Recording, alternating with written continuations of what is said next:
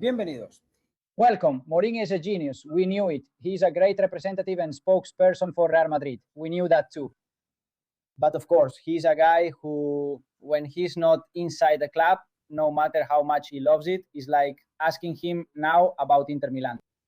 He'll praise Inter, but won't go to bat for them, just like with Chelsea. Right? Just like he did when they asked him about the Negreira case, now he has spoken because he already belongs to Real Madrid.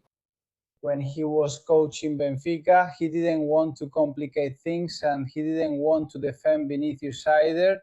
In fact, he said something that I criticize here on this channel. Maybe he made up for it with this statement about Vinicius we are showing now, but there was a big difference. As he'll say, Prestiani was my player, Vinicius wasn't. And now what? If they ask him about the Negreira case while he's at Real Madrid, now he does answer. Careful, right? And then, Cabo, the biggest things are coming, especially with a whole year ahead. We really enjoy the press conferences and interviews, even if there aren't many. He gave it to Pedrerol and El Chiringuito, which, as you know, I don't like. That's what I think, as I've said in previous videos. Although I have to say, one thing doesn't take away from the other.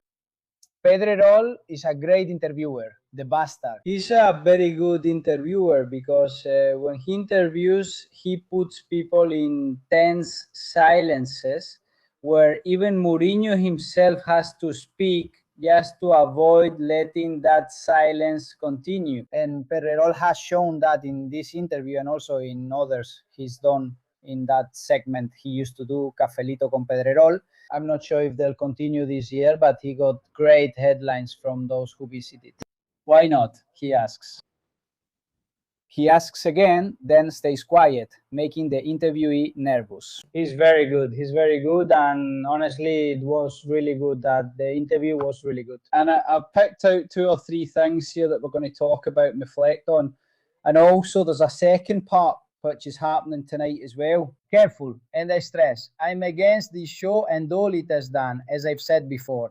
I'm not bringing up what they did to Vinicius and other things now. But anyway, it does reasonable things so that the show has substance and a significant audience. 2 days in a row, and they say the Chiringuito's audience has dropped a bit, especially since they started on A3 Media in 2014. Before that, they came from Inter, Intereconomía, Punto Pelota, and so on. The ratings have dropped, right? Apparently, more people used to watch it before than now. Since I never watch it, well, no, I don't count myself among them, except for what they post later on social media and we all share. Well, this is the part where he talks about the Negreira case that I'm going to play now. In the end, it's very short, but of course. So, Mourinho.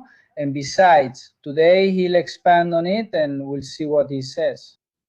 But since he's so clever, he's going to use it and bring it out, depending on how things go for us this year, right?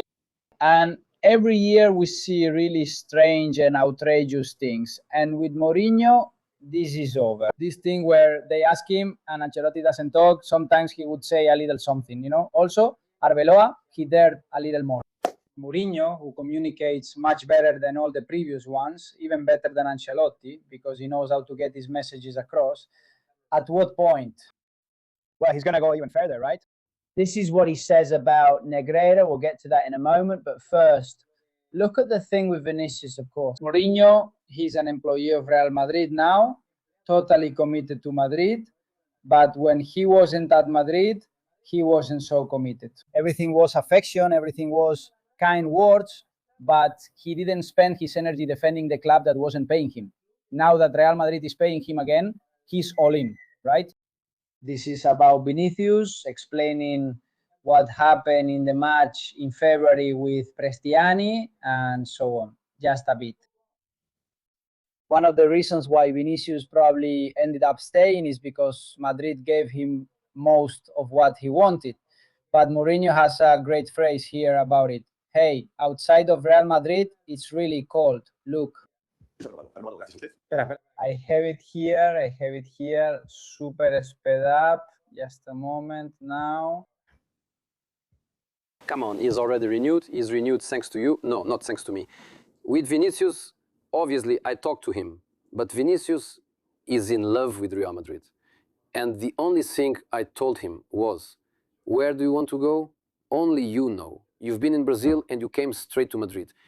You don't know anything except Madrid. You only know Madrid when you live. When you live, then you know what Madrid is. What a great phrase. The best thing is, if you wanted Vinicius to stay, and many people at Real Madrid wanted Vinicius to stay, that's the best thing you can say. You only realize what Real Madrid is after you leave. Don't leave, it's not worth it.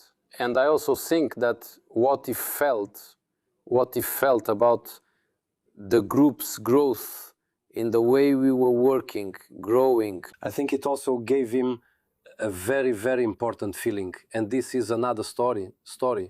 It's another story, right? It's a pleasure to see them working a lot. We have a lot of quality, very good. Was the tension, the conflict with Benfica difficult for you? It was. Vinicius was one of your players involved in a racism issue. For me, the answer is simple. Prestes. The answer is very simple. Pressure on the player. Period. There's no more discussion. It's always aimed at my player. Even if 20 players come, I'm here, it's about understanding, and that's it. Nothing else the next day. Now you know whose side I'm on, and you know you can look to me and count on me to be by your side. The other day, when they didn't call a penalty for him, and we won. Big, like with the Bernabeu, I was already there fighting for him. He knows I stand by him. He has to learn to behave differently, I think that. Also, people also need to learn how to behave with him. And I'm also talking about referees. Vinicius is a player like the others. You can't call a penalty for Pedrerol and not call a penalty because it's Vinicius. You can protect Mourinho and not protect Vinicius. People need to look at that. Besides whether he's very nice or less nice, you have to look on the field, you have to see Vinicius as a player. He's better than the other players. They don't protect him? No, they don't respect him, I think. And regarding the stadiums, I agree with you, and I've also touched on that a bit. For me, it's one thing to celebrate a goal with your own fans, and another thing to celebrate a goal in front of the opposing fans. You can find a bit of balance there. But what's the point of a stadium booing one of the best players in the world when they have nothing against him? You go to play a friendly in Coruña. You go to play a friendly at Gels del Kitchen. I don't think Vinicius has played at Gels del Kitchen before or for Depor. So why boo him the first time he touches the ball?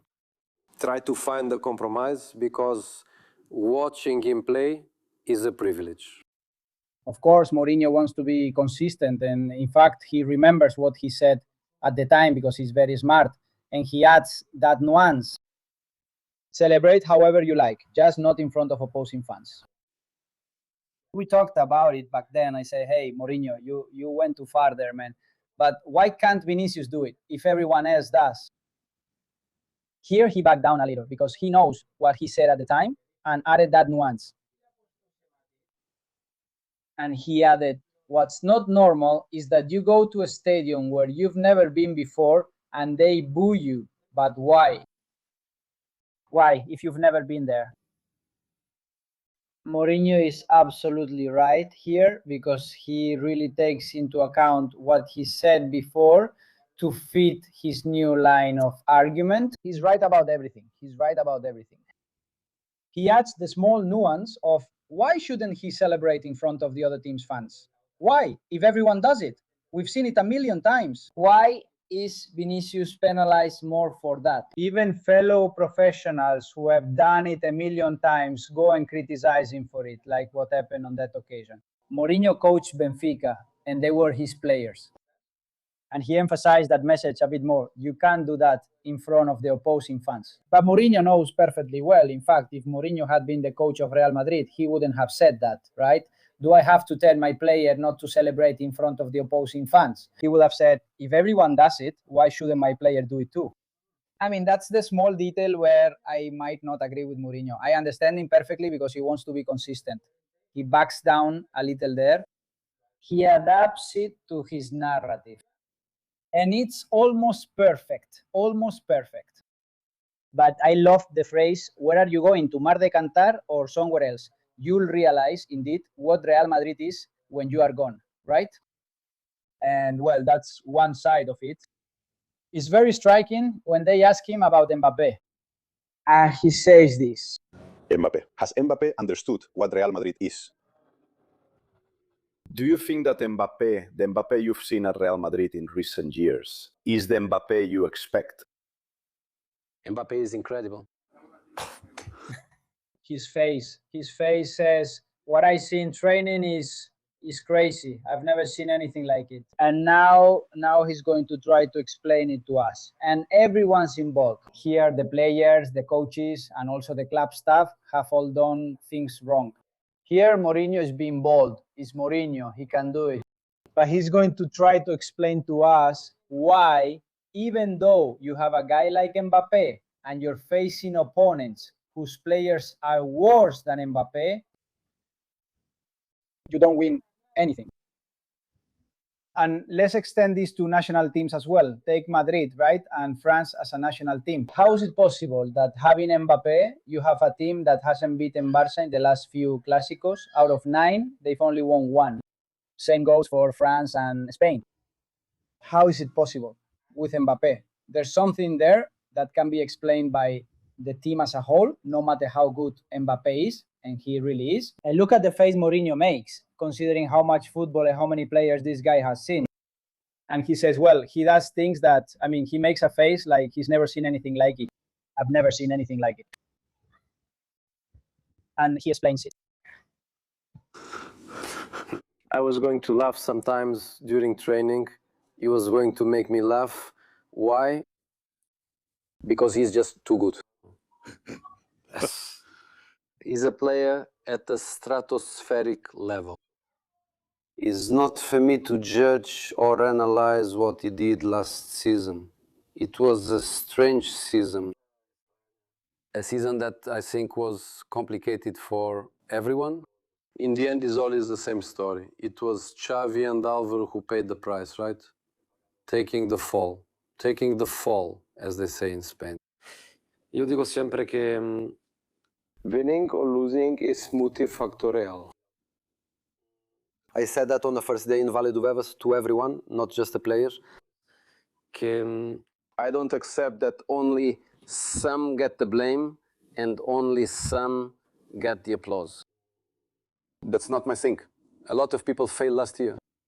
Not just coaches, not just players. Kylian could be now what Kylian could be now. And a guy who could come on August 14th and show up on the 12th already tells me something. That already tells me something.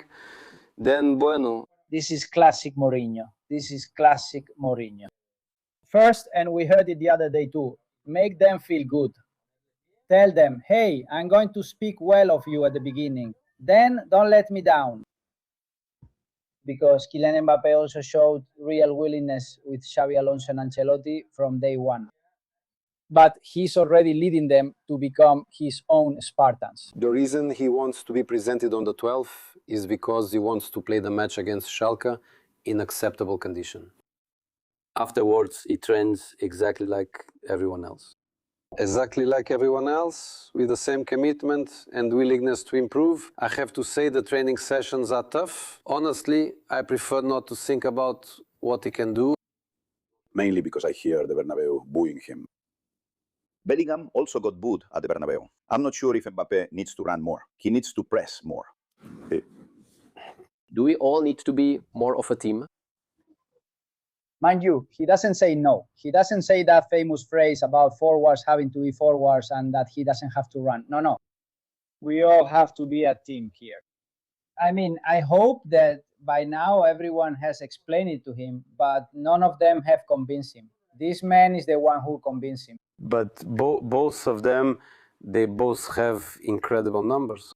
What both of them have done in the World Cup is incredible. Jude has had an incredible World Cup. But here, Kylian has made history. When you work with the best, you have to make sure that the best can be themselves within a team dynamic. They have to be themselves. Right? And that's what I'm going to try with them. And I think we're heading in the right direction. It's not me who's excited. It's not the fans. It's not the fans or the president. It's them. Them. Well, in order for them to truly be themselves, you have to create that ecosystem where for them to work well, they have to collaborate with the team. That's what I'm trying to say. That's what I understand Mourinho is trying to explain to us, to tell us. And I think that if he can do it, if Mourinho can do it, then nobody else will be able to. There won't be anyone. If this season doesn't go well, they have to break up that squad. And yes, it will hurt to let go of the best footballers in the world because they are. But this will make it clear that they can't work together. If Mourinho can do it, they can't work together. Well, let's go with one more. Sorry if my video is cutting out a bit, if there are any connection problems. You shouldn't be seeing that because even though I'm here at the beach and all, these days the connection has been good, but this morning is being particularly complicated in that sense. The team, are the players missing? Do we need to sign more? No. There won't be any more signings? I'm not saying there won't be more signings since the transfer window is open, but if you ask if it's closed, for me, yes, it is. He likes the squad he has. I like it a lot. Translation: if one leaves, if Camavinga accepted an offer from United, if one leaves, they would consider bringing in another. If not, it's impossible, and they've told Mourinho this. Aren't they missing Rodri? No. We have solutions, we have quality, we have players that maybe you look at them and you analyze them for what they've done. But I also like to think that I have the ability to improve players and that the player who is what he is today can be a different and better player tomorrow. We have a great squad, a well-built squad. Do you think Barça treated Rodri like this? Are we going to take him away from Madrid? No, I don't think so. I don't know, but no. Have you, Rodri? Excuse me? Did you talk to Rodri? Yes, I talked to him a couple of times. Note how Pedrerol stays silent, prompting the other person to speak without actually saying, "Explain to me." He just remains quiet. I talked to him a couple of times, and Real Madrid made him a very good offer. They made him a very good offer. I think the relationship between Real Madrid and Manchester City is very good. José Ángel Sánchez Ferran, I think it's a very good relationship. Without negotiating with Manchester City, the club has had contacts with Rodri. They've made him an important offer. Rodri had doubts. He had doubts, he wasn't sure. What I think happened, and speaking for myself, is that the doubts Rodri had have made me have doubts too. Madrid is of a stature that it can't have players who think twice. You make contact and the player asks you, when do I have to go? That's kind of the idea, but he's very respectful with us and I wish him well. Not too well, obviously, but I wish him well. It's being called a Barça victory over Madrid. No, victories happen on the field. Victories are the points and titles. That's what counts. Well, Mourinho is very good here. Victories are on the field, not in the ballroom. Man, there have been a few in the ballroom that were very good. Madrid's, that one with Figo. And this one, well, this one that Madrid fans weren't expecting, but Mourinho is trying to handle it in the best way possible. He's right when, well, he admits something, he's talked to him twice. He's very good when he talks about his doubts. He passed them on to me, saying, this guy, if he doesn't want to. And when he says, if Madrid wants you, you can have doubts, when do I have to be there? Okay, what happens is that we don't really know all those conversations. A lot of things have been leaked, like when José Ángel Sánchez talked to Rodri and told him, with the Ballon d'Or, my family suffered, and so on. Look, I think I'm going to give my final diagnosis of what I think happened here.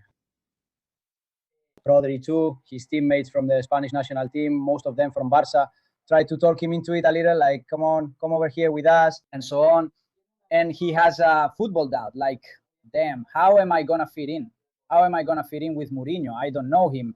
At Barça with Flick, I more or less know what to expect. It's very similar to the Spanish national team and Manchester City. But Rodri wanted to go to Real Madrid first, of course. He kept making himself available. I still think the same. If Madrid on the first day, what happened is that Madrid wanted to negotiate, which is perfectly legitimate. And they thought Barça wouldn't get in the way, that no one would get in the way. And this, as we said at the time, could be done slowly. And if at first they asked you for 80, you could bring it down to 60, which ended up being 50 plus add-ons. And hey, you negotiated well, there's no rush, right? If they could go back, I'm convinced that if Madrid went back right now, Florentino, Jose Angel Sanchez, on day one, they will have told City, okay, 80. Knowing, seeing how City later with Barça didn't back down either. If that happened, would Rodri have played for Real Madrid? Would he be playing for Real Madrid? Maybe, but you wouldn't have let the player think. Okay, we agreed on the numbers. With your club too. If they came tomorrow, he would have said, okay, we gave him time to think. They told him to join Barça instead. At Madrid, he thought, if those guys are there, Deco and Barça took the opportunity to call him, and it wasn't just Deco, Hansi Flick too. And Laporta also called to tell him, we want you no matter what. No matter what, we're going to negotiate with the club. But if in the end they ask us for, I don't know, 80, we'll put up 80 because you're going to play here. That was the only thing missing for him, because from a sporting perspective, he already believed it was the place that suited him best. But also institutionally, they gave him more confidence, and that's it. But Barça gave Rodri more confidence because they knew that way they could also attack Real Madrid. That's what I think.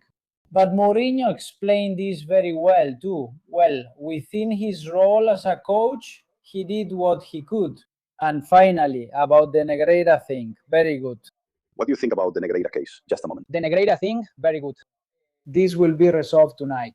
But for now, Mourinho says what he has to say and already hints that it's going to be a fun year. What do you think about the Negreira case? When I was here, I sensed something.